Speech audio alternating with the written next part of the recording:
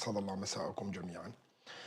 طبعا آه، افتحوا التعليقات كمان شوي أخوة، افتحوا التعليقات لأنه الأخوة وصلونا لمليون تكبيسة، شكرا جزيلا لهم. طبعا مثل ما ذكرنا لكم، أول شيء مرة أخرى مساء الخير لكل الأخوة اللي دخلوا معنا اللايف الآن، تحياتي لكم كل باسمه. حلقة نوعا ما راح تكون هامة للغاية، راح أتحدث فيها شوي عن الأحداث اللي عم تحصل ما بين الهند وباكستان. طيب، قبل سنتين من الآن إخواني القدماء اللي كانوا معي شرحت لكم المشاريع الاقتصادية اللي تتم ودور الصين في باكستان، وتحدثت عن ميناء جوهرة حتى قبل ما يطلع نتنياهو بخريطته أمام الأمم المتحدة فترة طويلة جدا، وشرحت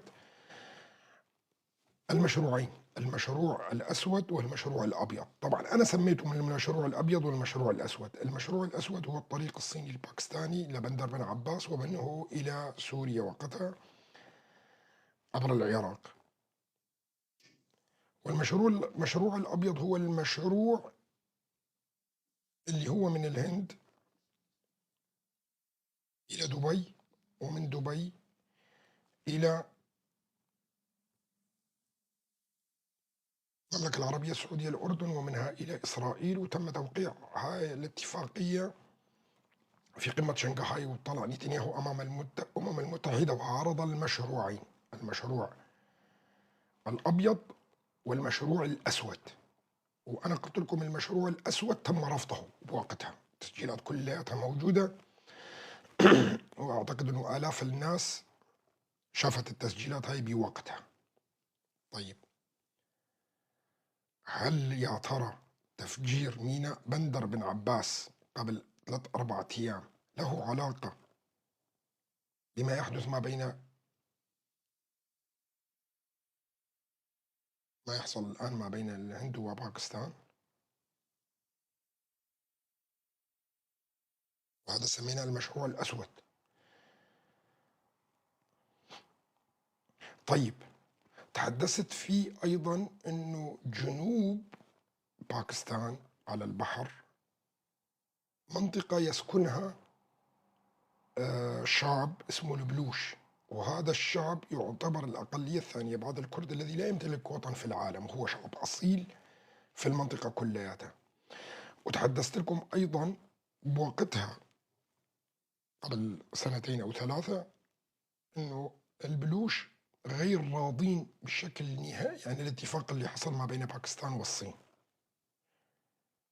البلوش يطالبون بكونفدرالية أو فيدرالية في جنوب باكستان، ولا يرضون بهذا المشروع إذا ما كانوا طرف فيه. البلوش لا يرضون بهذا الطرف، بهذا الاتفاق، إذا ما كانوا هم طرف في الاتفاق. طبعا على الحدود الإيرانية هناك أيضا بلوش، وفي أفغانستان أيضا جزء من البلوش، وتم تحريكهم بالفترة اللي فاتت أيضا، وصارت عمليات بأرض باكستان ضد هذا المشروع اللي تقوم الصين وضخت فيه مليارات الدولارات، وسميته أنا وقتها خط 3100 كيلومتر. معلش أعيد لكم الكلام هذا كلياته مشان الناس الجدد اللي ما تابعوني قبل 2 و3 لحتى يفهموا شو اللي عم بيصير على الأرض.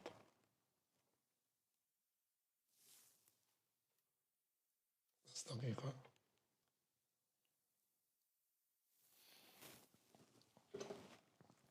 طبعا شفنا تفجير ميناء بندر بن عباس قبل 3-4 أيام، وهذا الميناء اللي هو أساسا الركيزة الثانية في ذاك المشروع. وطبعا كان في صراع ما بين إيران وباكستان على المشروع بالأساس، لكن الصين اختارت باكستان. الصين اختارت باكستان. إيران كانت تطمح أنه يكون المشروع ما بينها وما بين أفغانستان، يعني يمر بعبر الأراضي الأفغانية ومن ثم إلى ميناء بندر بن عباس، ومنه ينطلق كما الرسم اللي رسمنا لكم إياه سابقا. باكستان استطاعت إقناع الصين، وكان بالنسبة للصين أوفر حتى أنه يكون الطريق مباشرة من باكستان إلى الخليج، ومنه ينطلق عبر البحر إلى بندر بن عباس. طبعا كانوا يطمحون الباكستانيين على إنشاء مدينة في ميناء جوهرة، مدينة كبيرة تضاهي مدينة دبي. الصينيين كانوا يفكرون بإنشاء مطارات عالمية وبنوك عالمية، وأيضا ميناء ضخم جدا، وخطوط الطاقة كلها تكون من هناك للقضاء على مدينة دبي بشكل كامل، للقضاء على مدينة دبي اقتصاديا، لأنه دبي يعتبر ماذا؟ حلقة الوصل ما بين أوروبا وجنوب شرق آسيا. يعني كل الطيارات اللي جاية من أمريكا أو من أوروبا وبدها تروح للصين أو بدها تروح لليابان أو الدول جنوب شرق آسيا كلها تستريح في دبي أغلبيتها، وهي نقطة توزيع جوي في العالم كلياته. فالصين كانت تطمح أنه تعمل مطار ضخم جدا يضاهي مطار دبي وتأخذ منه الدور، وكمان نفس الشيء تأخذ أو تعمل بنوك لحتى تنطلق الرؤساء الأموال والاستثمارات كلها من دبي إلى جوهرة.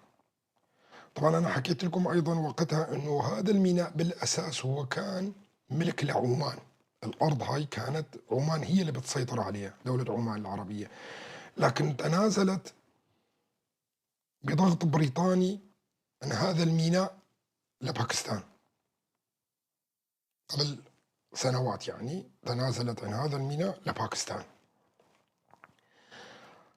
طيب، تفجير بندر بن عباس والآن افتعال حرب هندية باكستانية، شو الهدف منها؟ طبعا اللي بيراقب الخريطة بيعرف انه كشمير هو اقليم متنازع عليه ما بين باكستان والهند، والجزء الاكبر هو موجود عند الهند. طيب، لنفترض الان جدلا انه الهند اقوى واخذت الجزء من كشمير، اخذت الجزء الصغير اللي موجود عند باكستان من كشمير ايضا، شو بيصير هيك؟ بتكون الهند قطعت الحدود ما بين باكستان والصين بشكل نهائي، صح ولا لا؟ إذا وصلت الهند إلى الحدود الأفغانية من ناحية كشمير، فتكون قطعت الطريق البرية بشكل كامل ما بين باكستان والهند. بيكون المشروع اللي حطت فيه الصين مليارات الدولارات اللي هو 3100 كيلومتر ذهب أدراج الرياح. طيب، السؤال الذي يطرح نفسه الآن أيضا، ماذا لو فعلت الحركات الإسلامية اللي موجودة واللي هي بلوشية في جنوب باكستان واستطاعت أن تأخذ استقلال؟ تكون بهذه الطريقة نهت على الحلم الصيني بالوصول إلى ميناء في الخليج العربي.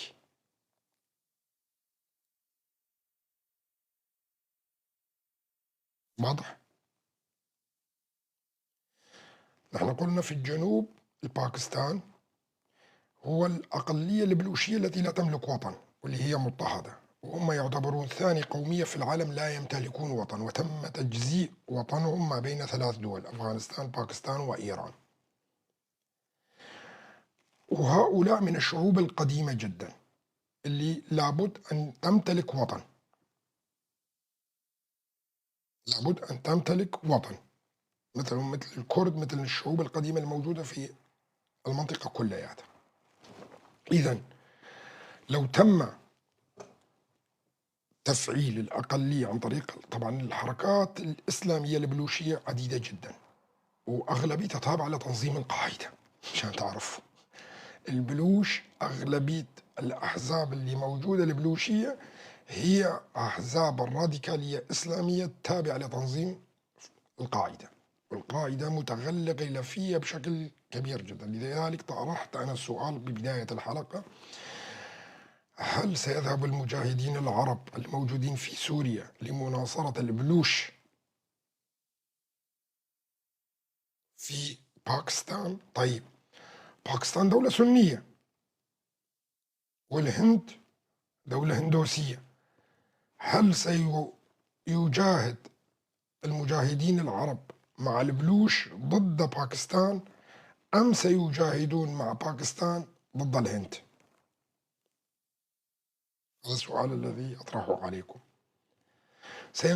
ينقسم هؤلاء قسمين: قسم من المجاهدين سيذهبون لمناصرة البلوش اللي هم بالأصل بلوشيين، وقسم آخر اللي هم من الباشتون سيذهبون إلى باكستان للحرب مع الهند.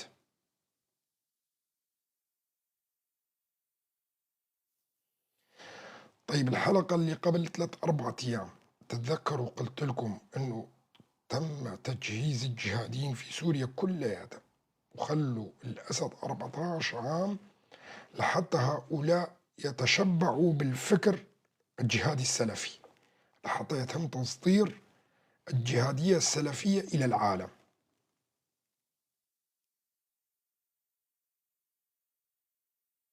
وأعتقد أنه ما نسيتوا هذا الكلام أيضا.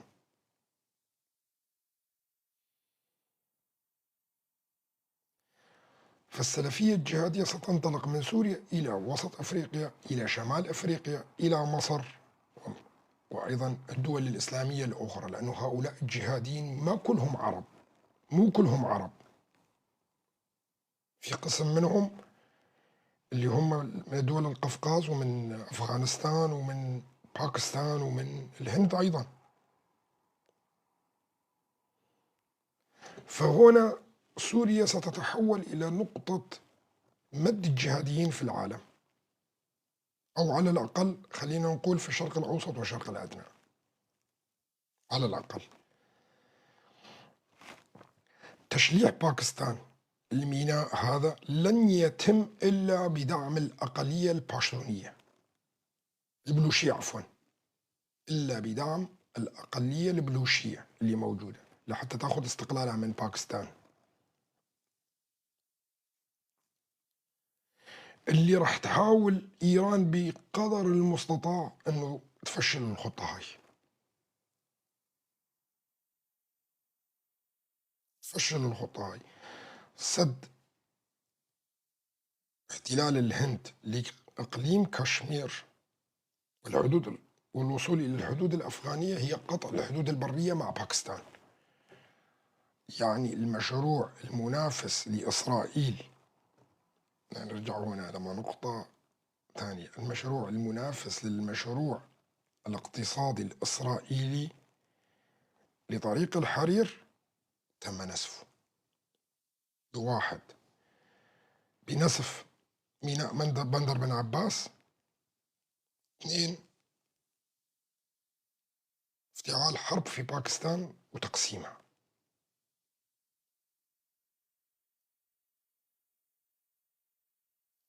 وهي هي المسألة كلها من الحرب اللي صارت. طبعا الهند دولة كبيرة جدا بعدد سكانها وبإمكانياتها الاقتصادية، أيضا راح تشتري سلاح، راح تشتري سلاح عشان تحارب. وباكستان أيضا راح تشتري سلاح، وراح يدفع بنغلاديش أيضا إلى التسلح، لأنه الأطماع الهندية في بنغلاديش أيضا، وبنغلاديش عبارة عن جزيرة، وراح يدفع كل دول شبه القارة الهندية، هاي بنسميها شبه القارة الهندية، كلياتها بالتسلح.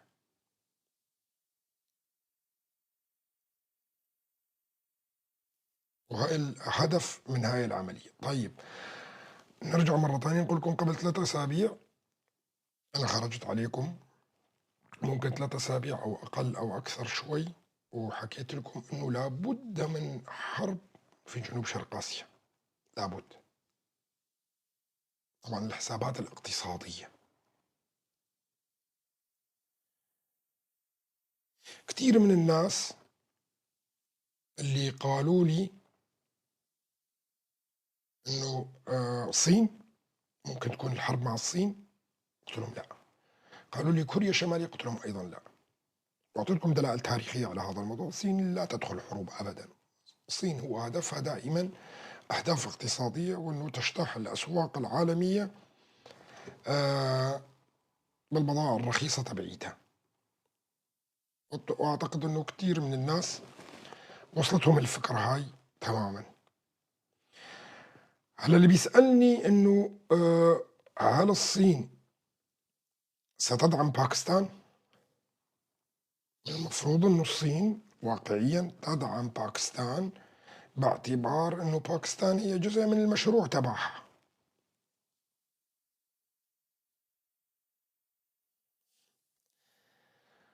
لن تجرؤ الصين بدعم باكستان لا من بعيد ولا من قريب، حتى ولو بالسر.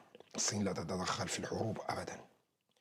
منذ تاريخ الصين حتى قبل الميلاد، وكل حروبها اللي كانت، الصين كانت دائمًا بالمواقع الدفاعية. والصين لا يمكن إنه تدخل في حرب، خصوصًا مع دولة مثل الهند بحجمها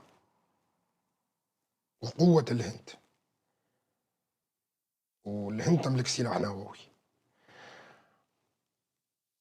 والصين حتى المغول لمن احتلوها، المغول لمن احتلوا الصين، ما قامت الصين بعد ما طردت المغول من أراضيها واحتلت منغوليا، مع انه عينها دائما على منغوليا وتخاف من منغوليا بشكل كبير، لكن روسيا هي اللي تدعم منغوليا، وهي اللي ما بتخلي الصين تجتاح منغوليا.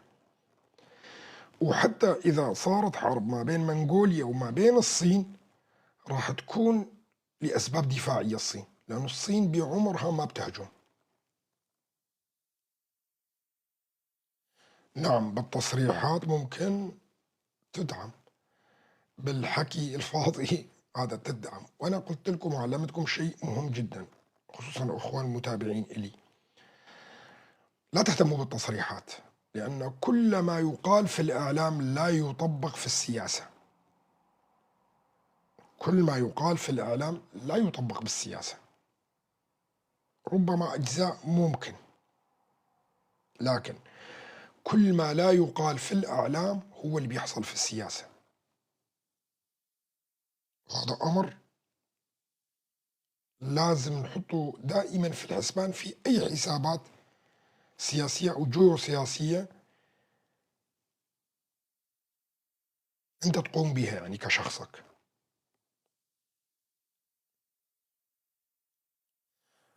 أعتقد أنه كل ما يحصل في شبه القارة الهندية بالنسبة للأخوة المتابعين اللي على الأقل في 1500 إلى 2000 شخص بشكل مستمر ودائم، هذا الأمر ليس جديد عليهم، ومجرد حديث بسيط مني فهم المعادلة بشكل كامل. الأخوان اللي معاي منذ فترة طويلة جدا فهمتوا المعادلة بشكل سريع جدا. فقط أذكر برؤوس أقلام بأشياء معينة، رأسا أنتوا دارت لكم الموضوع تماما شو بده يصير. ولا تنسوا كمان مرة تانية بقول لكم، أنا قبل 3 أسابيع مباشرة قلت لكم هناك حرب في شبه القارة الآسيوية أو جنوب شرق آسيا. طبعا أنا كمان نفسي ما بعلم 100%، لأنه برجع بقول لكم إياه وبأكد لكم إياه، لأنه في كتير ناس بشوفها بمواقع أخرى تتحدث بهاي الطريقة. أنا لست عالم غيب، وأنا لست قارئ في الفنجان ولا عراف. أنا رجل تبع دراسة، وعن طريق الدراسة اللي أقوم بها أعطيكم رؤية مستقبلية. طريقة الدراسة اللي بقوم بها المعتمد فيها على التاريخ وعلى الاقتصاد وعلى ما يحصل حاليا، بعطيكم المستقبل. هلا الأمر شو بده يتطور؟ هل ستتحول هذه الحرب إلى حرب شاملة؟ لا نعلم. لكن شو الهدف من الحرب؟ أعطيتكم بعض الأهداف، هناك أهداف أخرى. الهدف أيضا هي تشليح باكستان السلاح النووي الموجود عندها. مين بيعرف قصة تشليح أوكرانيا السلاح النووي تبعها قبل سنوات عديدة من الحرب اللي حصلت، وأدخلوها مع الروس في حرب.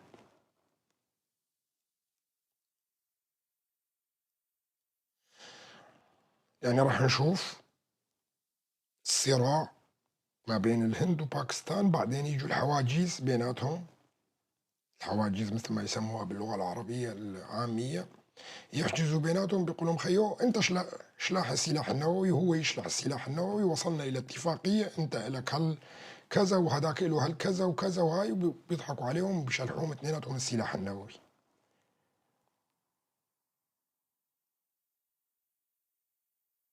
بيكونوا تخلصوا من دولتين نوويتها او عندها السلاح النووي مقابل اموال، مثل ما عملوا في اوكرانيا. هذا راح نتحدث عنه مو هلا، بمراحل متقدمه. هذا الآن بس فقط أعطيتكم أحد الأهداف، كمان هذا راح نتحدث عنه بالمراحل المقبلة. شوف، بدكم تعرفوا إنه هم بدهم يطلعوا دولة أخرى منافسة للصين وبحجمها، هي الهند. فما راح يكون التقسيم على الهند ولا أضعاف الهند، لا أبدا. بدهم يورطوا الهند في حروب لحتى يكبلوها باتفاقيات.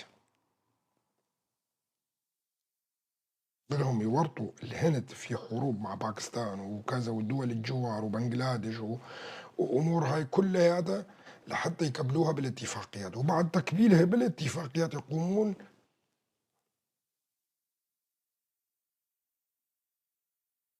بالمشاريع تبعيتهم الاقتصادية معها. وهذا أمر معروف.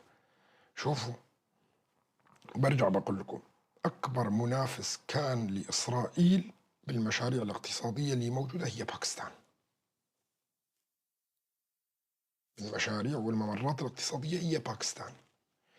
لو نجح المشروع الأسود الباكستاني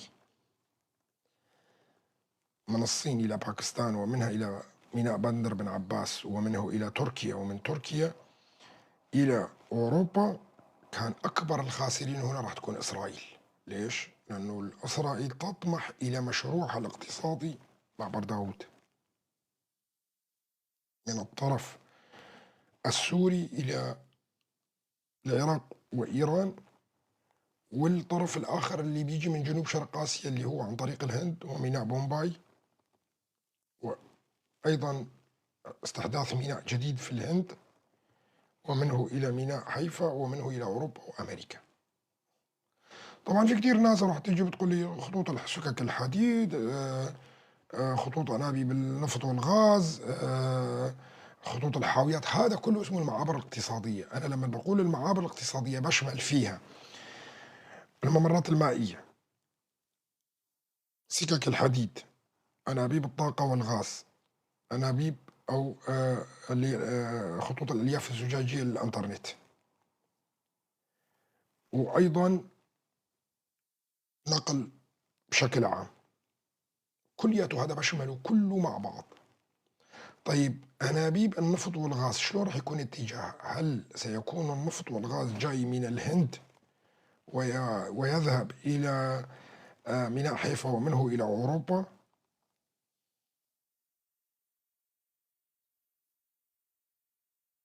شو المقصود؟ مشان أشرح لكم في شغلات بسيطة مرات انسألت فيها كمان، يعني برا، عندما يعني مثلا ألتقي بحدا صدفة بيقولوا لي شو تقصد أنت يعني بأنابيب النفط وهاي؟ أنابيب النفط الذي تذهب من الشرق الأوسط إلى الدول الكبيرة جدا مثل الهند والصين اللي هم أكبر المستهلكين في العالم. هذه المعامل كلها تحتاج إلى ماذا؟ تحتاج إلى غاز وبترول. أكثر دولة عندها سيارات في العالم الصين. أكثر دولة كمان بعدها اللي بتجي هي الهند. طيب، لو مدوا خطوط الأنابيب الغاز من الشرق الأوسط باتجاه الهند، ومن الهند أكيد بدها تتفرع تروح إلى الصين وإلى دول عديدة جدا في شرق آسيا. مين اللي بيتحكم بهاي الممرات كلياتها؟ ممرات عن طريق إسرائيل. فهذا اتجاه عكسي، يعني الطاقة تذهب هكذا والبضائع تأتي هكذا. خطوط الانترنت تذهب بالطريقين.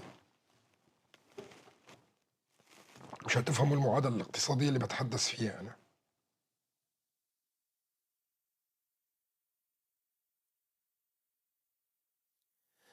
هذا المشروع كان فيه المشروع الثاني، برجع بكررها مرة ثانية، المشروع الأسود المنافس لهذا المشروع، أنه خطوط الطاقة والغاز تذهب من وين؟ تذهب من إيران إلى باكستان، ومن باكستان إلى الصين، وتتوزع من الصين وتمد المعامل الصينية كلها بأنابيب الطاقة، والعكس تمام صحيح تماما. وهذا كان أكثر الدول اللي راح تصير مركز التوزيع بالنسبة إلها مهيمنة على اليمين.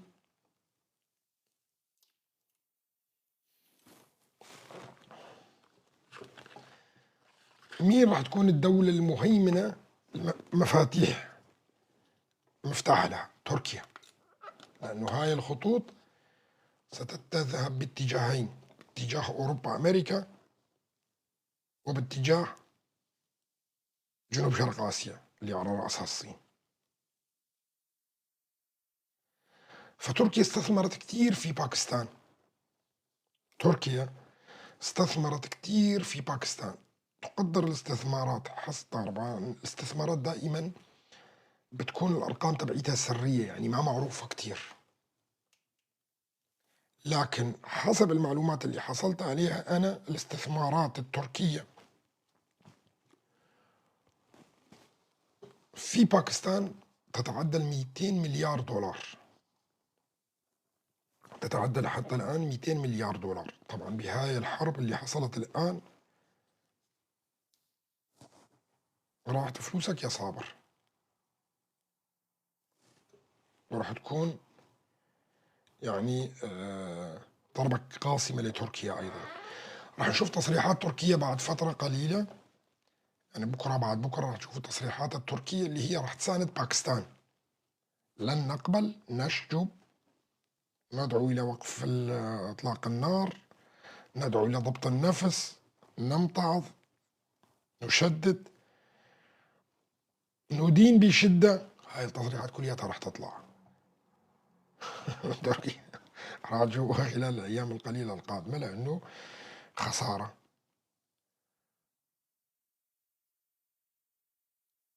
طبعا مثل ما قلنا لكم أيضا تمت باكستان بالمقاتلين ذو الخبرة اللي موجودين في سوريا عن طريق تركيا.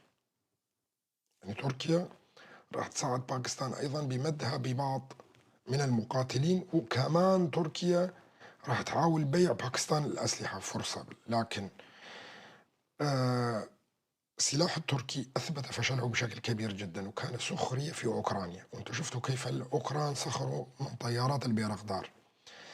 بعدين الشيء الهام للغاية أنه حزب العمال الكردستاني استطاع إسقاط كل الطيارات أو جميع أنواع الطيارات اللي موجودة عندهم. فهذا عمل شك عالمي بقدرة الطيارات التركية، وخسرت من خلالها مئات الملايين الدولارات اللي أغلب الدول أعادت النظر والتفكير بشراء الطيارات المسيرة التركية.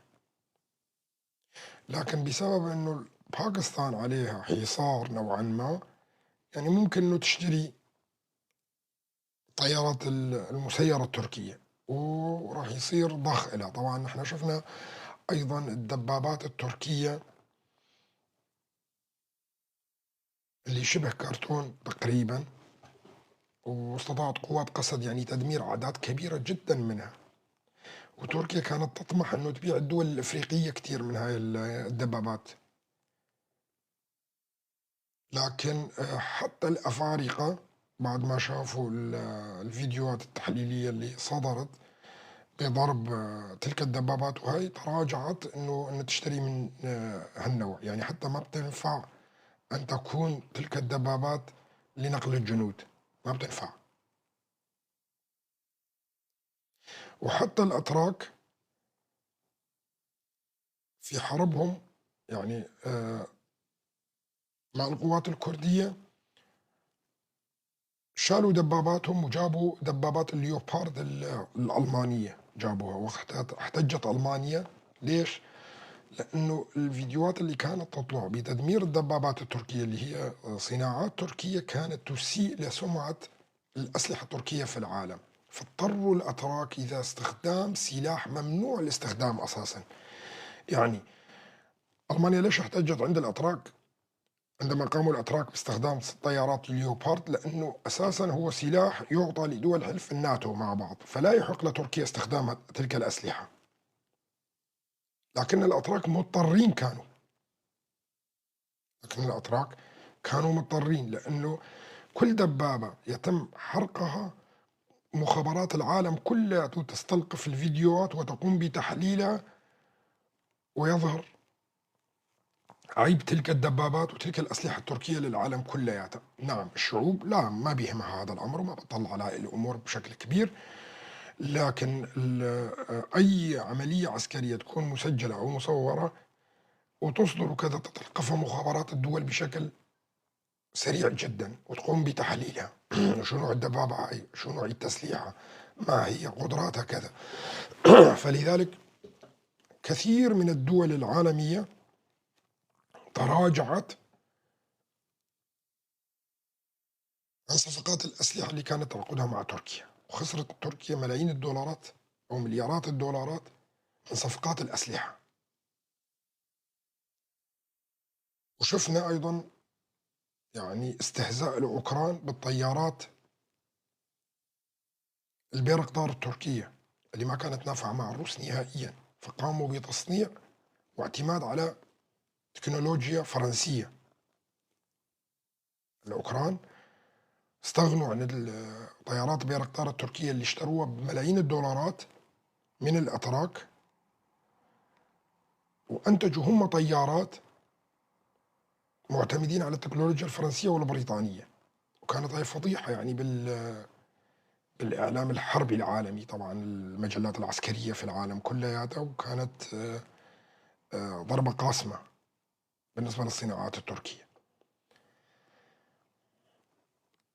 هلا مثل ما قلنا لكم نرجع للمواضيع السياسية، وهذا اللي بيهمكم انتم فيه، انه نعم تركيا ستحاول بيع باكستان الأسلحة وراح تكون مناصرة لباكستان، لأنه هذا المشروع يمس تركيا بشكل كبير. أول شيء الاستثمارات التركية الموجودة في باكستان، الشيء الآخر الممرات الاقتصادية اللي بهذه الحرب يكون أطلق عليها رصاصة الرحمة وانتهت بشكل نهائي. طبعا لابد من تقسيم باكستان، الآن لابد من تقسيم باكستان وبالأخص الجنوب الباكستاني وإعطائهم للبلوش لحتى تنهي هذا المشروع بشكل نهائي وتنتهي هاي المعضلة بشكل خالص. طبعا احنا من شوي شفنا تصريح لترامب يتحدث انه هناك خبر مزلزل قبل زيارته للشرق الاوسط. طبعا الخبر المزلزل لزيارته للشرق الاوسط راح يكون خبرين: الاتفاق الاوكراني والاتفاق مع ايران، وعلى الاغلب هو الاتفاق الايراني، انه سيعلن للعالم انه نحن وايران وصلنا الى حلول. طبعا انا قلت لكم قبل شهور عديدة جدا لن تكون هناك حرب مع إيران، وأن المسألة مع إيران هي عبارة عن مسرحية كلياتها، وأنه الاتفاق موجود وسيتفق الأمريكيين والإيرانيين وقتها ما كان في لا مباحثات ولا حتى حديث عن المباحثات، وقتها كان حتى قبل مسألة لبنان والأذرع الإيرانية اللي موجودة. ووضحت لكم خلال السنتين ونص اللي فاتت أو 3 سنوات بأنه ما يوم من الأيام إيران والولايات المتحدة الأمريكية أو إيران وإسرائيل أعداء، حقيقة هاي. فراح نشوف اتفاق مع إيران راح يشلعوهم اليورانيوم اللي خصبوه، راح يقبل الإيرانيين بكل الشروط، وبعدين بدها تصير ثورة داخل إيران بعد الاتفاقات بفترة، وسيتم تقسيم إيران. البلوش سوف ينضمون إلى البلوش الآخرين اللي موجودين، وفي عندنا في إيران كردستان، وفي عندنا فيها عرب، وفي عندنا أثريين، الأثريين أيضا. وراح نشوف هذا. لم أتحدث في هذا الموضوع مطولا، راح أتركه لأنه هذا يحتاج إلى وقت أطول، بس مشان ما حدا يجي يسألني دائما إيران حرب كذا، مشان ما تسألوني هذا السؤال. أنا أعطيتكم إياه على بلاط أحمدي. إيران راح تتقسم. شوفوا ال3 نقاط هاي، سيحصل اتفاق ما بين إيران والغرب، ويتشلح السلاح النووي تبعها كلياتها. بعدين راح تصير ثورة داخلية في إيران، وسيتم تقسيم إيران. هاي النقاط انتهى الموضوع فيها. أتمنى ما حدا يسألني لوقت بعيد جدا، بعدين نصير نشرح بهذا الموضوع. هلا بدنا نتحدث عن سوريا، آخر التطورات فيها، وخصوصا أنا كنت حابب أني أتحدث في الخطة 3 بي اللي تحدثت عنها بشكل كبير، وكثير من الناس دائما تسألني أنه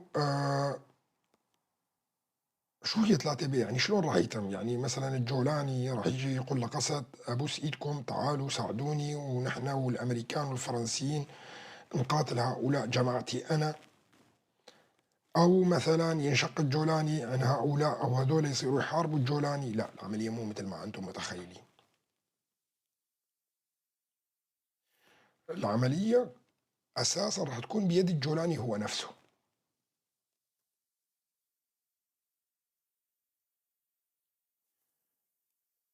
شلون؟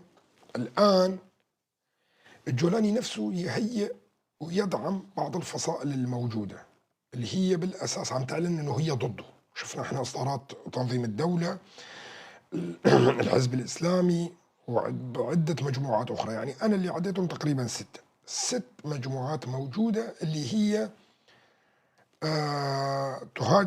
تهجم على الجولاني إعلاميا. 6 مجموعات. هاي ال6 مجموعات بالأساس جولاني له إيد فيها. طيب، راح نرجع إلى الوراء 2011 2012 2013. كيف أنشئت الحركات الإسلامية اللي في سوريا، أو شلون الصورة اللي أتت لحتى نظام بشار الأسد أظهر للناس كلياته أنه الثورة هاي السورية هي ثورة إرهابية، وهي عبارة عن مؤامرة من الحركات الإسلامية اللي موجودة ولازم تساعدوني مشان أحاربهم. طبعا الكل بيتذكر المالكي كيف أطلق أغلبية عناصر تنظيم القاعدة اللي كانوا موجودين ومسجونين عنده في سجن أبو غريب.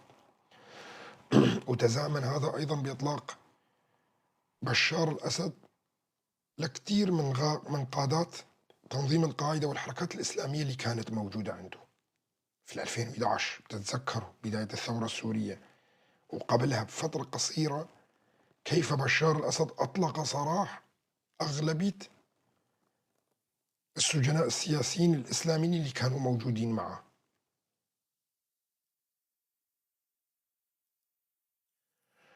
وتدخلت المخابرات الإيرانية ودول عديدة جدا، وتم إنشاء هذه الحركات الإسلامية بكل أشكالها. طيب، أنا بدي أعطيكم إشارة أخرى. عندما كانت الثورة السورية السلمية بدأت بظهور الكتائب اللي كانت تسمى بجيش الحر. جميع هاي الكتائب ما كانت تطلق على نفسها إلا تسميات إسلامية، يعني كتائب عباد الرحمن، كتائب أبو بكر الصديق، كتائب استقم كما أمرت، كتائب آه، توحيد، لواء الفتح، كل الكتائب كانت كل 10 15 واحد كانوا يجتمعوا مع بعض ويقولوا آية قرآنية ويسمون نفسهم تسمية إسلامية وتطلع الكتيبة هاي. لأنه المال السياسي أو المال ما كان ينضخ إلا الكتائب الإسلامية، فلذلك كانوا مضطرين كل الكتائب تتشكل بيحطوا على حالهم اسم إسلامي ويعطوا طابع إسلامي، وهذا خطة دولية كانت، خطة دولية، بأنه ما يطلع كتائب علمانية أو كتائب مثلا يسارية أو كتائب شيوعية أو أي كتائب أخرى ما بتكون إسلامية، أو كتائب مثلا تدعي الديمقراطية أو أي نوع من أنواعها، ما سمحوا لهذا الشيء، ما كان يضخوا المال، فاضطر كل الكتائب والجيش الحر اللي موجودة أنه تعلن حالها أنه هي كتائب إسلامية، وهنا تم أدلجت وأسلمت الثورة السورية.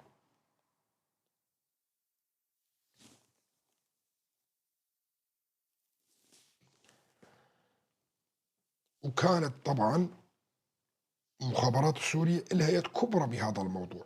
ليش؟ لأنه أغلب القادة اللي كانوا موجودين كانوا تدريب النظام السوري نفسه، كانوا في سجون النظام السوري اللي بعد أن سقطت الدولة الإسلامية أو أبو مصعب الزرقاوي في العراق وانقتل، ورجعوا هؤلاء ما كانوا يسمونهم بالمجاهدين إلى سوريا، قام النظام السوري باعتقالهم كلياتهم القادة. هنا أنا بقول، وحطهم عنده النظام السوري وخلاهم ورباهم فترة، وعندما بدأت بوادر وجدوا الأوامر أنه أطلق سراح هؤلاء، أطلق سراحهم،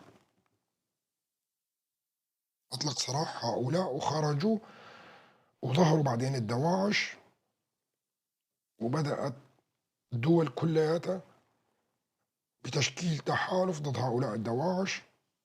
والكتائب الإسلامية الثانية كمان كانت منبوذة اللي موجودة في شمال السوري والأمريكان يعني حاولوا أنه يستفيدوا منهم نوعا ما، لكن بعدين غيروا رأيهم وما دخلوهم وخلوهم بإيد تركيا.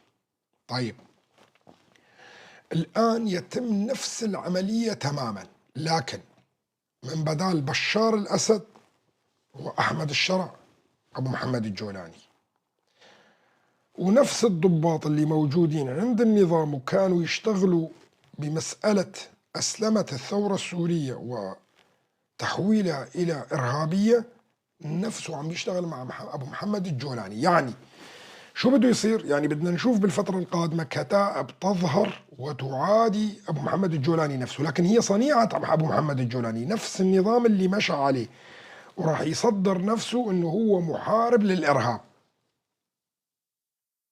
هو بنفس الوقت من تحت لتحت يدعمهم. فهمتوا العملية كيف؟ نفس اللي تم في عام 2011 2012 2013 مشابه له تماما راح يطبق، لكن بتفاصيل مختلفة.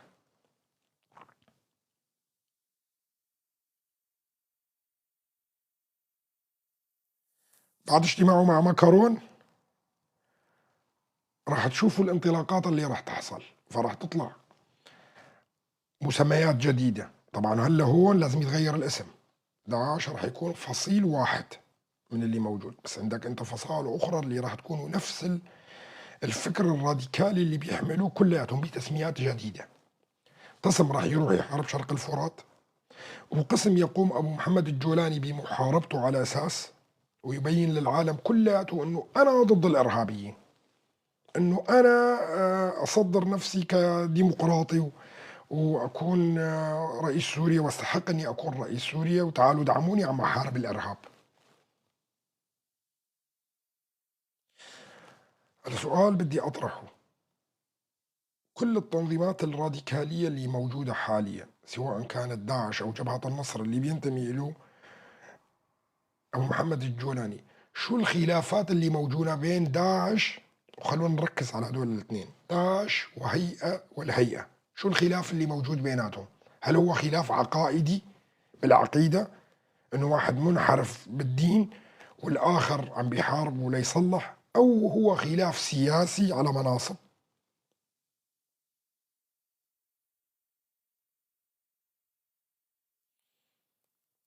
الخلاف على السلطة وعلى المناصب. يعني ما في فرق بين هيئة وداعش عقائديا، ما في فرق بيناتهم أبدا، بالعقيدة لا يختلفون شيء نهائيا ولا يختلفون أبدا، هو خلاف كان على المناصب.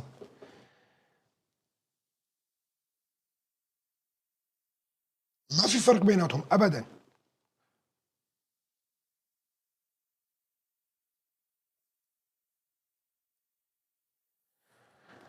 والفكرة اللي بده يصدرها أحمد الشرع للعالم، وهو هذا المطلوب منه على فكرة، مشان تعرفوا، مو إنه هو اللي بده يعمل هيك، هذا هو المطلوب منه.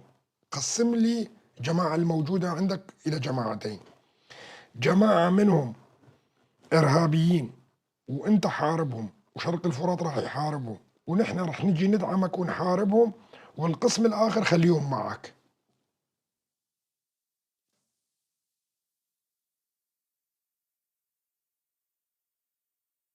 فهمتوا طريقة شو راح تكون؟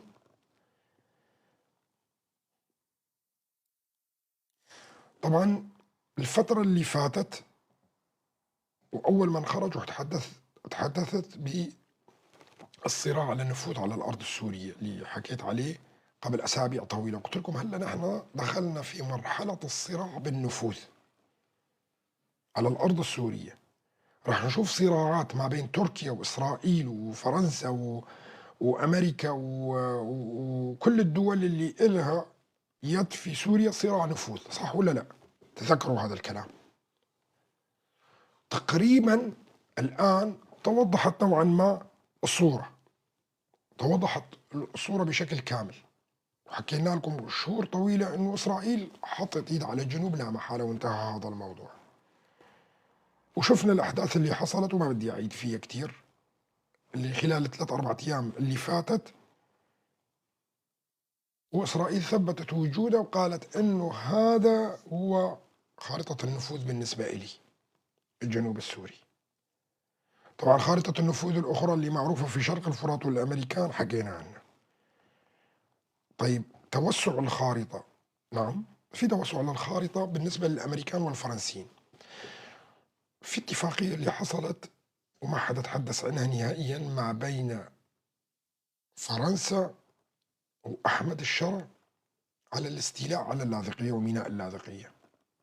وحكيت لكم امبارح، طلعت لكم صورة الشركة، يمكن تتذكروا ولا ما تتذكروا، امبارح قسم منكم كان موجود.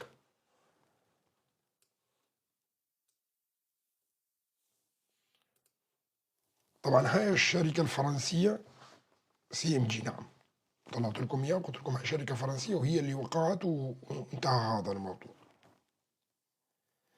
ففرنسا راح تحط ايدها على الساحل. قبلها بشهور قلت لكم فرنسا راح تستلم الملف بشكل كامل في سوريا.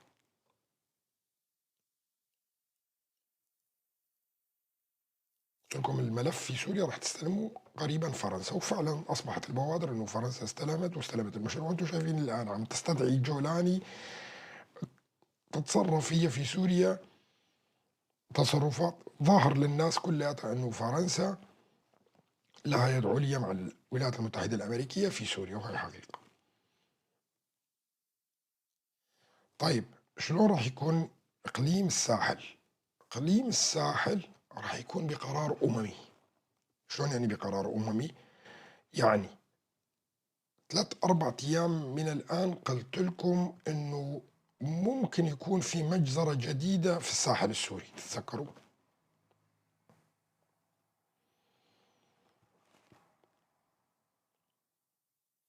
قبل أربع خمسة أيام تحدثت بشكل واضح، قلت لكم لازم يكون في مجزرة أخرى في الساحل السوري. لابد من مجزرة أخرى في الساحل السوري أو تحرك نحو الساحل السوري لحتى يطلع قرار أممي بأنه تصبح الساحل منطقة دولية،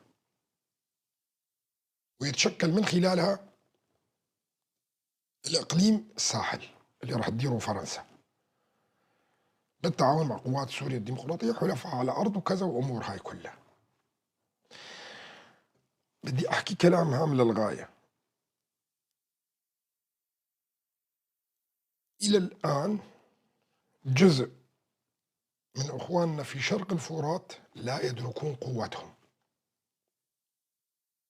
ما عم يدركوا القوة اللي موجودة عندهم، ومو مدركين بأنه هم حصان طروادة في الشرق الأوسط، ومو قادرين يفهموا أنه لا يمكن لأي مشروع أن يحصل في منطقة الشرق الأوسط من دونهم.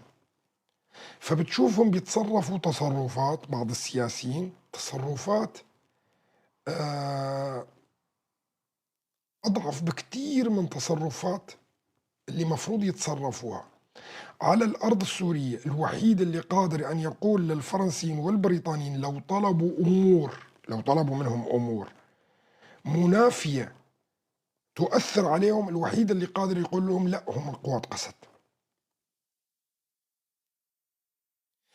في فترة من الفترات كانوا يظنون أنه إحنا ما بنقدر نقول لهم لا بكل شيء وكذا وهاي، وحتى لو طلبوا منهم شيء مثلا هم مو راغبين يعملوه كانوا يضطروا وقتها. ليش؟ لأن كان في تركيا القوية، كان في نظام الأسد، كان في تهديد احنا نترك لك تركيا ونفتح لها الطريق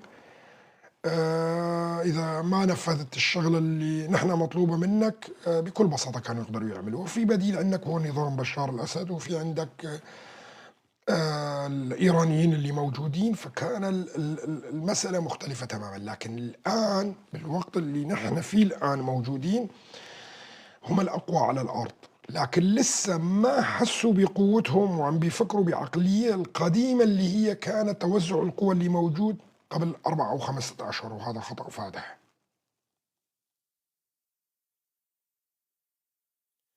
مو كل شيء ينطلب منكم من الدول العالمية لازم تقولوا إيه، لا، تعلموا تقولوا لا كمان، وهذا مهم جدا. ليش؟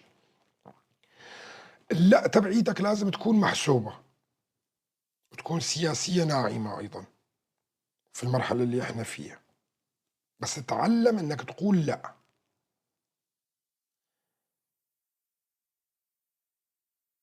مو كل شيء يطلب منك عالميا لازم فورا تقول نعم.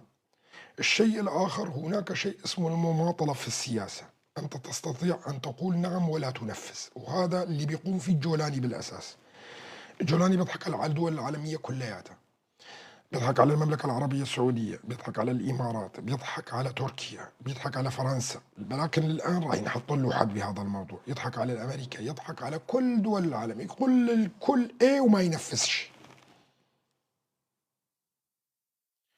أنا ما راح أقول إنه هذا صح، هذا كمان ما هو صح، لأنه بالنهاية بيضحك على نفسه. لكن أنت تستطيع أن تقول نعم وتؤجل لمرحلة معينة لحتى تشوف السياسات اللي موجودة على الأرض لوين بدها تروح، ووقتها بتصير تنفذ جزئيا، مو من الضرورة أنك تنفذ كل شيء يبقى مطلوب منك.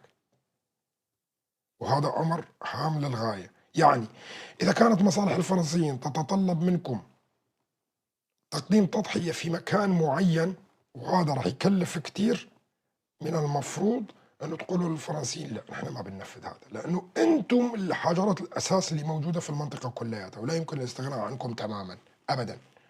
وعندها راح يتفهم الفرنسيين وغير الأمريكيين أيضا بأنه أنتم قلتوا لا، وفي كمان مصالحكم يجب أن تأخذ في عين الاعتبار، وهذا أمر هام للغاية. فمسألة اللا ما بتكون بالطريقة اللي صد، لا أنت قادر أنك تقول لا وتخلي المقابلك بالسياسة يضحك حتى، وقادر أنك تقول لا وتزعجه الواحد. يعني أنا واحد إذا يجي يطلب مني شغلة على المستوى الشخصي وأنا بدي أقول له لا، بقول له إياها لا بطريقة ممكن يشكرني على اللا، وممكن أقول له يا طريقة لا بطريقة ممكن يغضب مني ويزعل ويروح ويمشي، وما بيحكي معي أبدًا، وينتظر ينتقم أيضًا مني.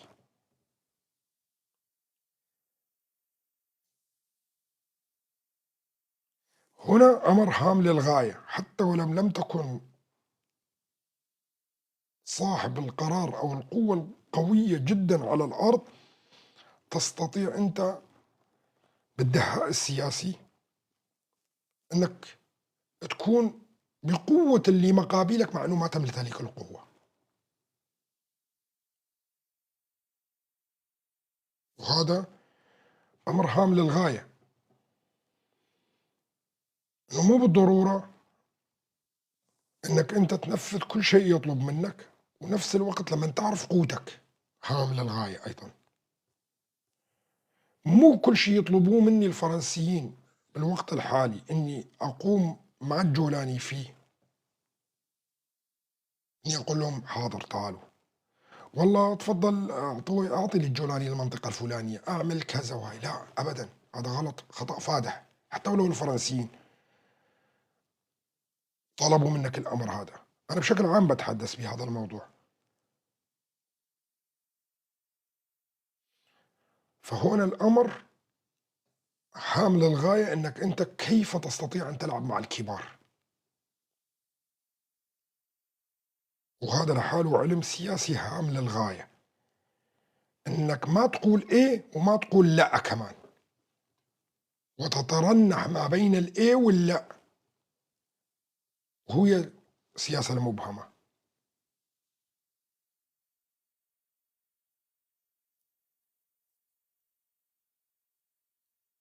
وهذا لازم لاتباعه، وهو مهم للغاية، مو كل شيء باشوفه مو لصالحي باقول إيه.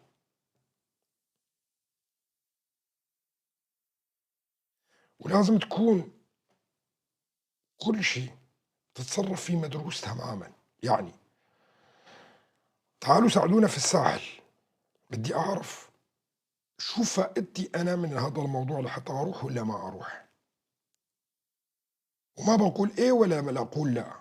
إذا أنا شفت إنه مثلًا يعني طبعًا مثال، إذا شفت أنا ما لي فائدة بهذا الموضوع، أنا ممكن أساعدكم، أنا ما أروح، بس أنا ممكن أساعدك، أنا ممكن أساعدكم، ممكن أعمل لكم جروبات، ممكن أعطيكم خبرات، ممكن تجيبوا لي ناس أدربهم، ممكن إني أبعت لك جزء كذا، بس أنا شخصيًا والله يعني ما باروح يعني، ما بدي أروح، وهذا هنا الدهاء.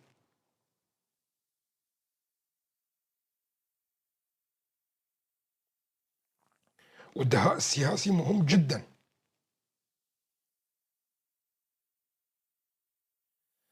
نرجع للموضوع اللي تحدثنا فيه،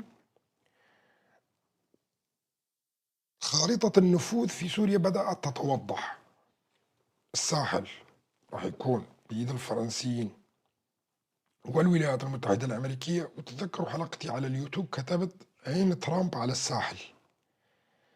عين ترامب ليش على الساحل؟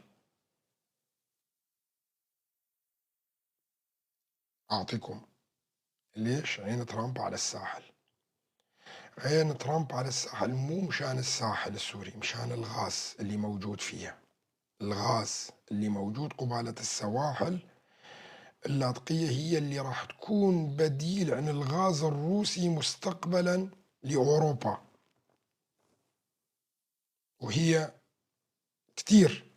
والغاز هذا مو موجود على فكرة قبالة سواحل طرطوس، لا، سواحل اللاذقية وكسب والمناطق هاي.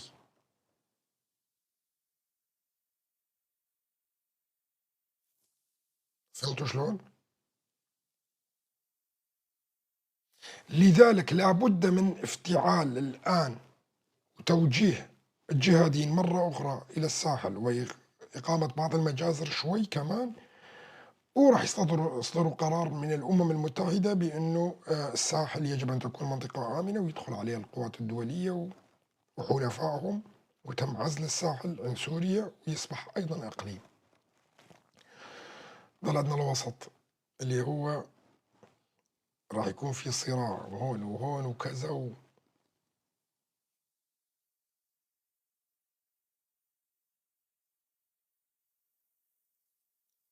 وتكتمل العملية القادمة في سوريا كلياتها. برجع بكرر كلام هام للغاية، واللي بيسألوني شلون 3 ب، المرحلة 3 ب. مرحلة 3 ب مو معناها مثل ما قلنا لكم انه جولاني يجي على قوات سوريا الديمقراطية وفرنسا وكذا ويرفع ايديه، وهذه بالسياسة ما في هيك شيء. بالسياسة مثل ما قلنا لكم كل الضباط اللي موجودين من المخابرات تبعية النظام كلها موجودة عند الجولاني الآن. كل الضباط تبعية المخابرات تبع النظام كلياتها موجودة عند الجولاني، وهي اللي عم ترسم الخطة المستقبلية لمشروع إعادة إحياء تنظيمات الراديكالية مرة أخرى، مثل ما عملوا في 2012 و13 و14. وهؤلاء الضباط الآن بيشتغلوا على إيش؟ على إنشاء قوات جديدة راديكالية تكون معادية للجولاني، وبدعم من الجولاني وبخطة منه أيضا، لحتى يظهر للعالم كلياته انه انا اشوفه عم بحارب الراديكاليين اللي هم داعش والمسميات الجديده اللي راح تطلع بعد فتره.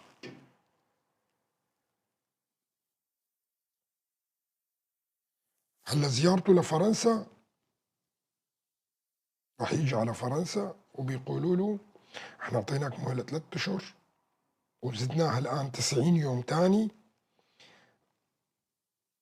اعمل حالك شوي كيوت، يعني ظبط لنا الدستور امور كذا، اقترب من قسد، اعمل كذا وهاي، وخليك شوي كيوت، خفف لنا الدقن شوي اكتر. اليوم طلعت لعبت سله، بكره طلع لنا بالمسبح او بالشورت، وهكذا يعني. وشوي شوي راح يبدا الابتعاد عن الاتراك وينفذ الخطه بانه الاتراك يطلعوا من سوريا. واحنا شايفين الان ايضا انه الاتراك اصبح دورهم ضعيف جدا، يعني ما بقى هذاك الدور مثل بدايته، بده يعمل اتفاقيات وبده ياخذ الساحل وبده يعمل وبده يعمل شركات الحديد والكهرباء والدنيا كلها، وراح يعطوه. بس شو راح يعطوه؟ فتات السفرة. راح يعطوا أردوغان نوعا ما، بس في تفوتات السفرة، مو الوليمة كلها يكون جزء منها. لا يستطيع الأتراك أبدا أنه يسيطروا على سوريا ويكونوا الوحيدين المسيطرين على سوريا، لا، راح يخرجوا منها. وهذا الاتفاق اللي حصل أساسا في أذربيجان ما بين الأتراك والإسرائيليين، ووضحوا لهم بشكل واضح وصريح بأنه ممنوع بناء أي قاعدة عسكرية تركية في الأراضي السورية بأمر إسرائيلي. وخرج علينا رئيس الأركان الإسرائيلي اللي نسيت اسمه، صعب اسمه، وقال لك نحن اتفقنا نحن والأتراك بشكل واضح على عدم إنشاء أي قاعدة عسكرية تركية في سوريا، قواعد دائمة، ممكن تصير قواعد مؤقتة الآن لحتى بس تنتهي المرحلة وتتوضح الامور اكثر ويصير حرب الارهاب وكذا، ينسحب الاتراك ويخرجون خارج سوريا بشكل كامل. الان على الجولاني خلال الفتره القليله القادمه بعد عودته من فرنسا انهاء موضوع عفرين والمناطق الثانيه ايضا. سيتم انهاء موضوع عفرين والمناطق الثانيه. الرساله الاسرائيليه كانت واضحه لتركيا، وطلع لا مو جدعون بن سعر. جدعون بن سعر هو وزير الخارجيه رئيس الاركان، نسيت اسمه صعب اسمها العبرية شوي صعبة يعني، نسيته. على كل رئيس الأركان كان، وتحدث بكل وضوح وقال لك نحن اتفقنا مع الأتراك في أذربيجان بأنه لن نسمح لهم بإنشاء أي قاعدة عسكرية، ووافق الأتراك على هذا الموضوع. أي قاعدة عسكرية في سوريا، في سوريا أي قاعدة عسكرية سواء كانت في الجنوب أو حتى في وسط سوريا أبدا. جاءوا الأتراك وقالوا، هم قالوا انه جنوب، ولا طبعا هذول إيلار زامير، نعم، سباستيرش، آه قالوا انه لا، احنا هذول السوركين او التابعين لهم او الأوراق الاعلاميه للاتراك قالوا لا، نحن اتفقنا معهم على الجنوب السوري والحدود الاسرائيليه و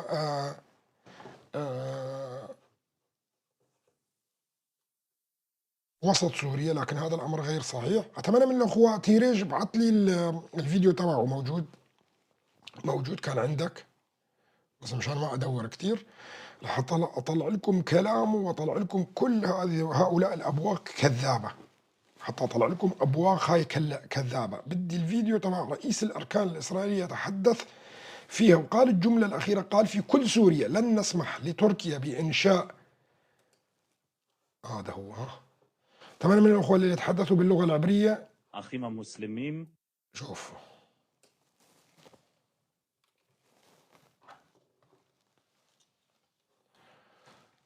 طبعا أنا راح أترجم لكم إياه مع الترجمة، نسمعها بالعبرية أول شيء. הצבא הישראלי יישאר בהר חברון לנצח, ונוכחות כוחות הצבא באזורים הדרוזים היא על פי בקשתם ועל מנת להבטיח את ביטחונם.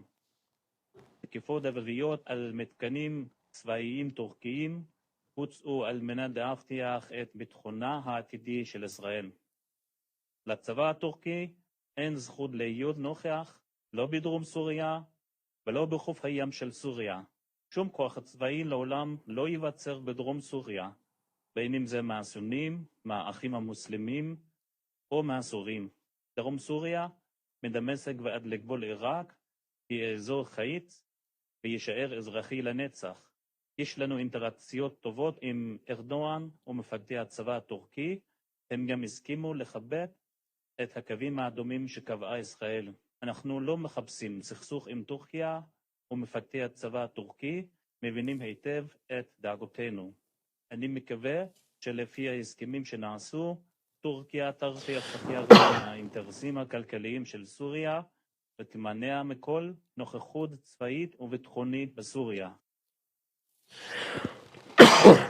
طيب أنا راح أعيد الفيديو مع الترجمة، راح أعيد لكم الفيديو، أنا راح أقرأ الترجمة بصوته وراح وترجمة مشان يكون الدليل واضح. مشان هذا عصوا الأصلع الكلب لما بيطلع وبيضحك على الأخوة العرب وبيقول لهم لا ما في هيك اتفاق وكذا وهي، يا أنت كذاب ويا أما رئيس أركان إسرائيل هو الكذاب. بس بعتقد أنت